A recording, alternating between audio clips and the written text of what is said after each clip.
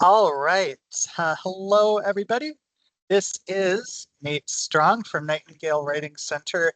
We're going to do a little bit into punctuation today, especially the ones that are very, very confusing for very strange reasons. And and going to be showing you some things live in typing because I'm going to get into formatting some things in Microsoft Word. Situation that we're going to look at doesn't actually have its own key on the keyboard. And I'm going to unlock that secret for you. Rather than some handy dandy slides, we are going to do some actual typing. I'll change the heading from the official title. I flipped around semicolons and colons.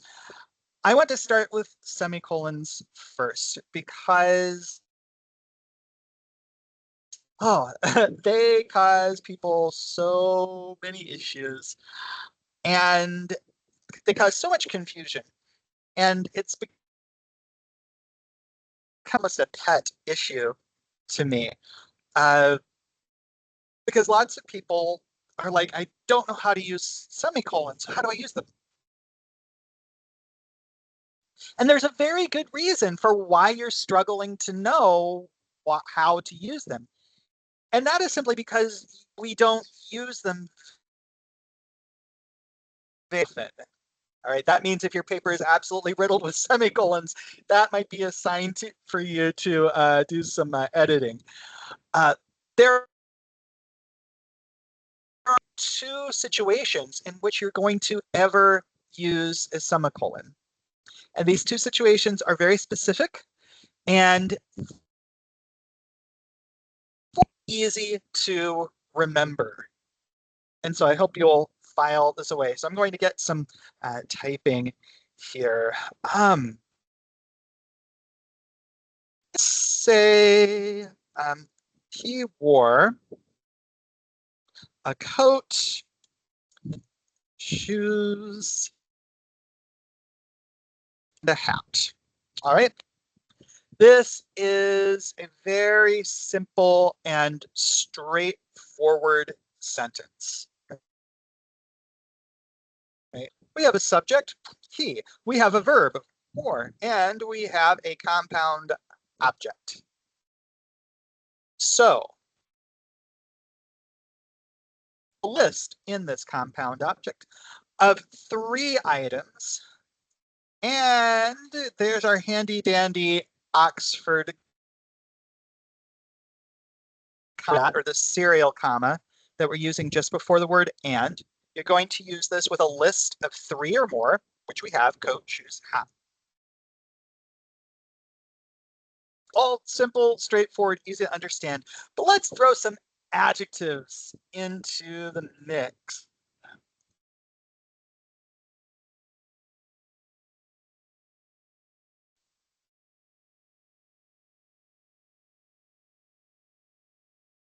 Okay.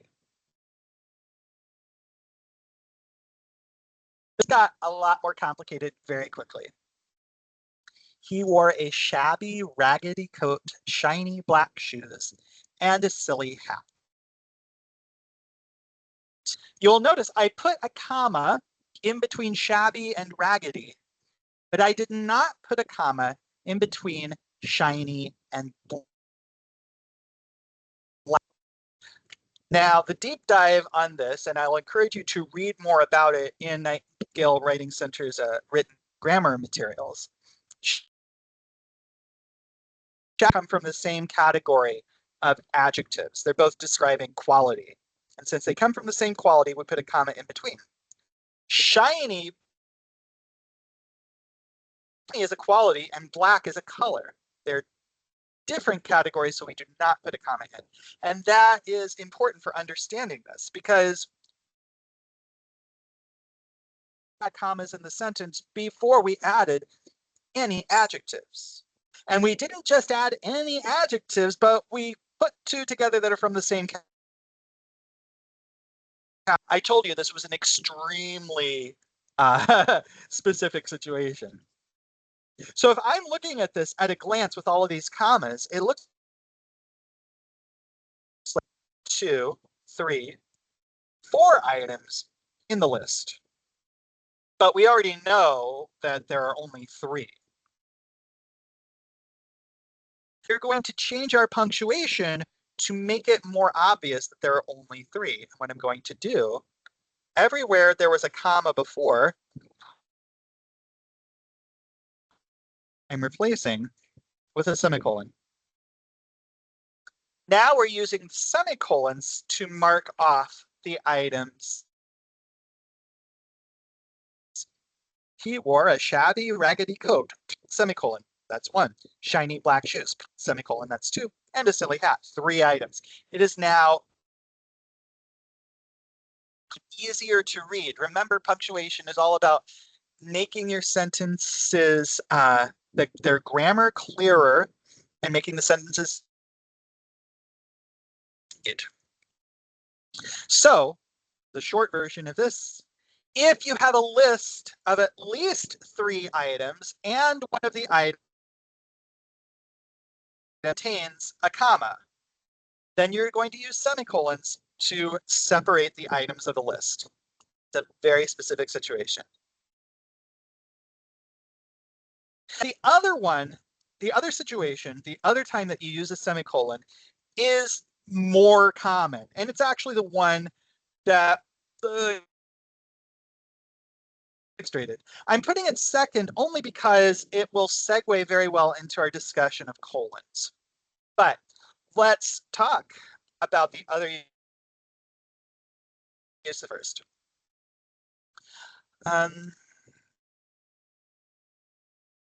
Let's, yeah, I'm tipping my hand there.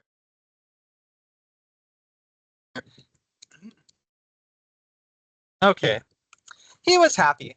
He got a raise yesterday. 2 sentences. Correct. Both independent clauses. Everything here is fine, perfect, wonderful. Acceptable, but it also feels a little choppy, doesn't it? He was happy. He got a raise yesterday. Also, you know, it's like these 2 sentences are happening in separate universes. We actually have what should be a clear and obvious causal relationship. I know. So, so there's something we can do with the punctuation to make the connection clearer. He was happy, semicolon. He got a raise yesterday. Now I'm not going to say semicolon. He was happy. He got a raise yesterday. See, I naturally take the pause a little shorter than I do with the period. So we can see 2 sentences. They have a clear logical or causal relationship, and at least one of the sentences is short. Now this is kind of thing, but simply think that if you are joining 2 long sentences with a semicolon, it's going to be much more difficult to keep track of. And remember, the punctuation is supposed to be helping your writing and making it easier to read. Now, I want to point out more thing. I'm going to change that semicolon to a comma. He was happy. He got a raise yesterday. So this is what is called a comma splice. And this is something that over the years is one of the biggest issues in writing. We have 2 complete sentences joined by a comma, but that is not the job of a comma. A comma never to complete sentences. It's not its job. It's not telling the reader what you want in terms of the relationship between the 2 sentences. if we change it back to 2 complete sentences with a period, that is far better actually than putting in a. So I strongly encourage you as you look at your writing and revising, keep an eye out for those comma splices. All right, replace with a period, or consider whether you've got that relationship, the close causal relationship, and one of the sentences is short, then you can use a semicolon. I told you semicolons are only used in very specific situations, and now you know situations are. So I'm going to talk about colons next. I always think it interesting because I have been, for years and years and years, people have said, I just don't know the difference between semicolons and colons. And I'm here to tell you, they're sort of alike and they have similar names, but that's about as far as the relationship goes for the most part. Let's play with our current sentences. All right.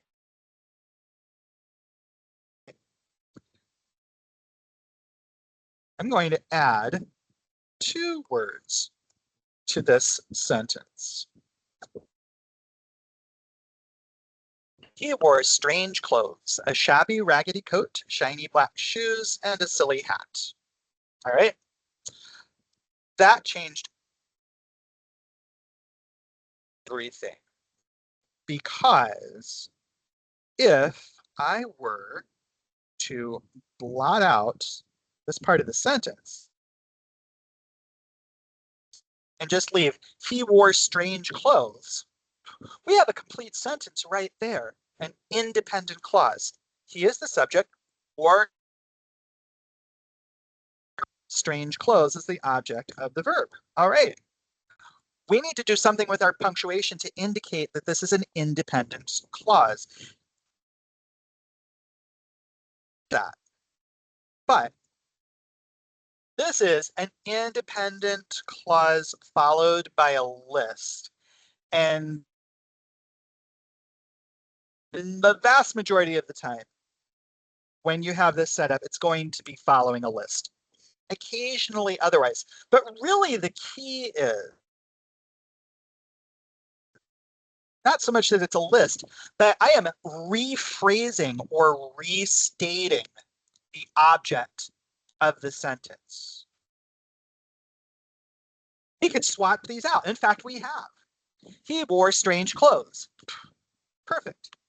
He wore a shabby, raggedy coat, shiny black shoes, and a silly hat. Perfect. Earlier, we've created a situation in which we can trade objects of the sentence out for each other. That's what the colon is telling us here. Most of the time, that colon is going to be followed by a list, as we have here, or just some sort of longer elaborate describing the object, right? Notice that we're thinking again about the idea of independent clauses and complete sentences like we were,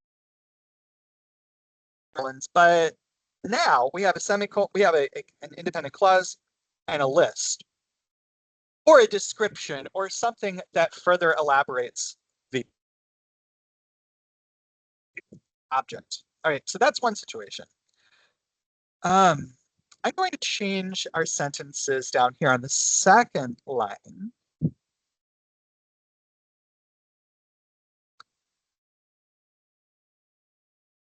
Because the other situation, again, only 2 situations other than writing out the time, because I assume you all know to use a colon. He said, we better change this person so it makes sense. He said, comma, I got a raise yesterday. All right. Big surprise there, right? We're used to seeing sentences like this in written English. It's a little weird grammatically. He is the subject, said is the verb, and this whole thing right, the entire quotation is the object of the word said. When I phrase it that way, it makes perfect sense. What was said? Oh, this whole thing in quotation mark. And with the word said, or asked, or exclaimed, or similar words, you use that comma, right? If I just did, he said, it doesn't sound like a complete, right? There might be rare circumstances in which this he said makes sense, but said is a transitive verb, meaning it needs an object. So we give it the object. We haven't gotten to colons yet. We are now.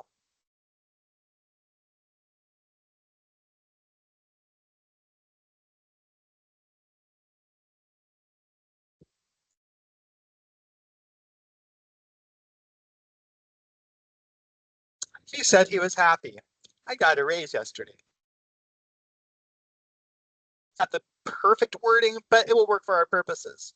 Because we can look, he said he was happy. This is getting a little bit more grammatically sophisticated. But I hope you can recognize and hear and understand that if someone said, he said he was happy, that sounds like a complete sentence. We have a sentence followed by a quotation. And the quotation is relating to the idea speaking within the sentence, right? You wouldn't use this colon here with just anything, but where the referring to speaking, and you have a quotation, but you have all this extra stuff that is making an independent clause a complete sentence before you get to the quotation. So we use a colon there. Again, very and very specific situations. Okay, let's get to dashes and hyphens.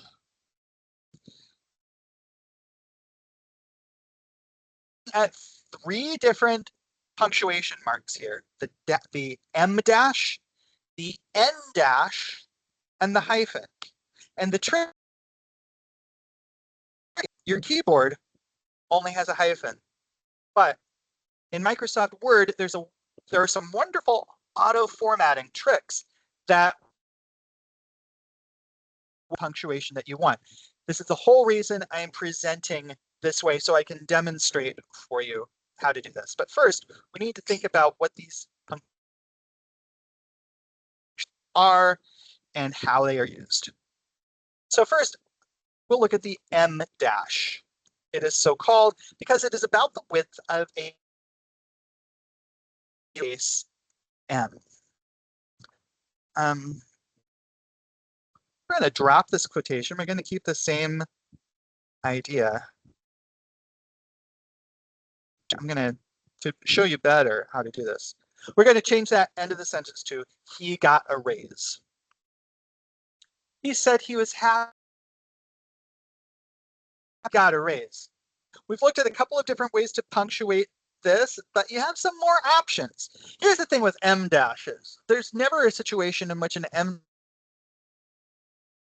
100% required, but it does a lot to the flow and interpretation of a sentence. Now to put the M dash in, cursor right where I put it. I'm not pressing my space bar or anything. I am pressing my hyphen twice, 1, 2. And then I continue typing. And notice when I hit the space bar, those two hyphens auto-formatted into an M dash. All right, that's one thing that you could say with this. M dashes can imply interruptions. This might be more how we might see it.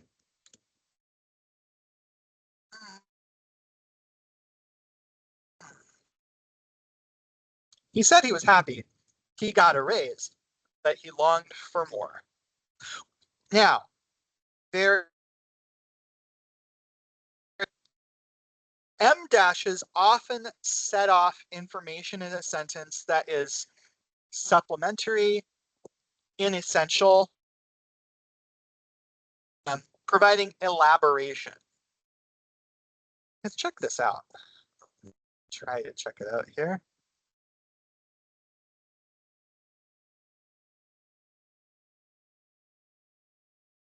He said he was happy, but he longed for more. I actually have to put a comma there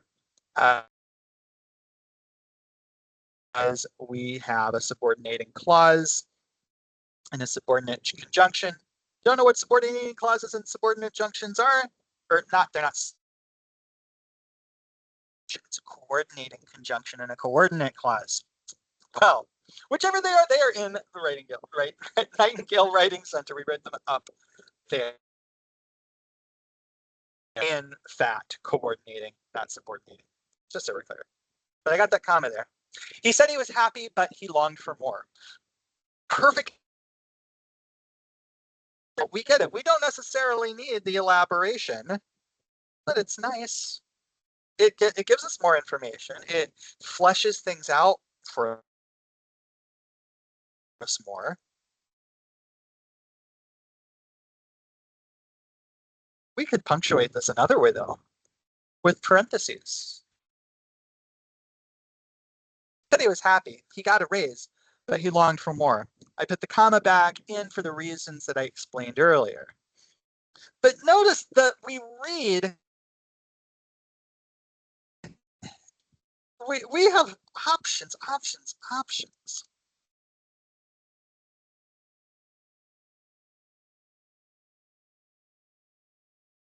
He said he was happy. He got a raise, but he longed for more. All of the punctuation I've been doing here is correct, but they read a little bit differently. They affect how quickly the reader reads. They affect how important we see the information of the and so on.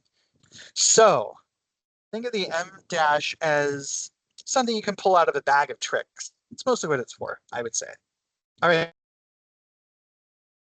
N dash, so called because it is about the width of a lowercase n. There's only one situation in which you use an n dash.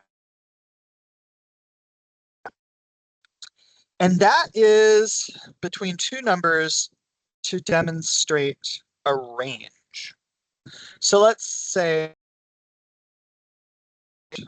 please read pages 25 through 29, all right? Good, useful. It's not how we usually see it though, right? We usually see an n dash between the numbers. And I'm going to show you how to format the n dash in Microsoft Word.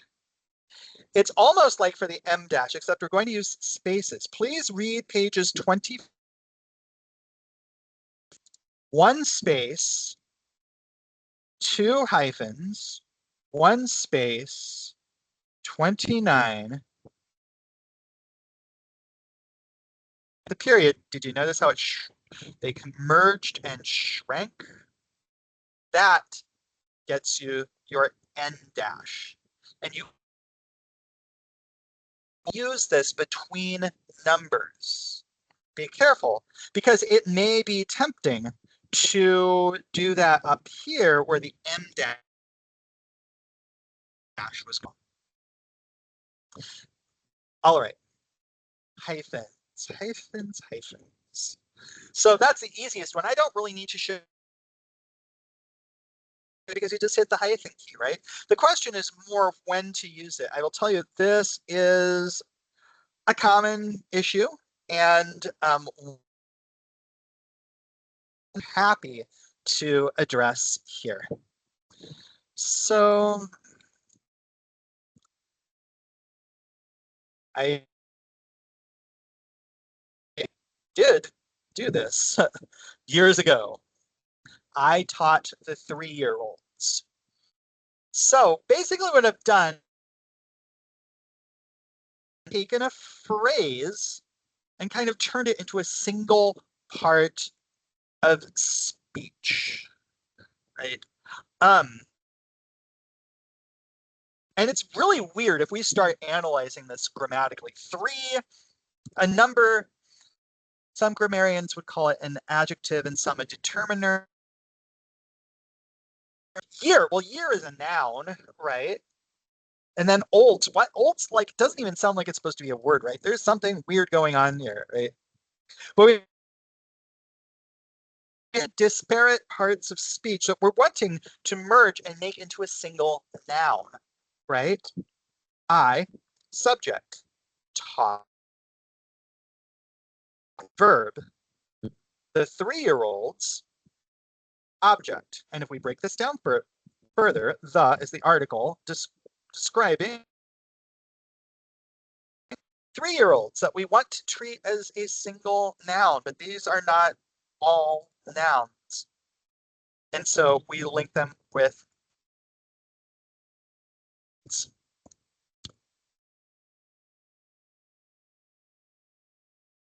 I had a he up there.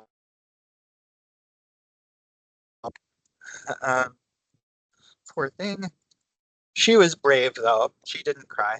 The 3-year-old girl. Her knee. Now we're taking this phrase 3-year-old and making it an adjective to describe the word girl. The word is obviously not an adjective. We never use the word year on its own as a descriptor, and yet we're needing it to be a part of this descriptor. So we drop in hyphens. So one last thing I want to say is that Microsoft Word might tell you that you need hyphens by sticking a couple of little lines underneath. Those lines, click them, look at the suggestions. Sometimes they're right. Some check them and then double check against an authoritative source like Nightingale Writing Center. I'm just addressing this because specific to Nightingale College, one of the most common issues that I see, and I get it, it's not the easiest or most thing in the world to figure out when you're combining a bunch of parts of speech to create a single part of speech, or when you're just writing a phrase that is perfectly grammatical and doesn't need any hyphenations. But it's something to think about, something to read up on and study. And that's just going to, the correct punctuation makes your work so much more readable. And if it's more readable, more enjoyable. All right. I have enjoyed sharing this little bit with you today. I hope you got a lot out of it.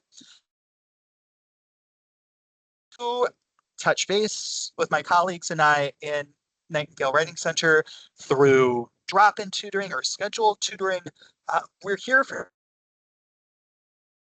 to navigate you through all of the weird nuanced stuff like semicolons, colons, hyphens, and dashes, and many other things as well. That's all that I have. Thank you all very much. Have a wonderful rest of your day. Bye now.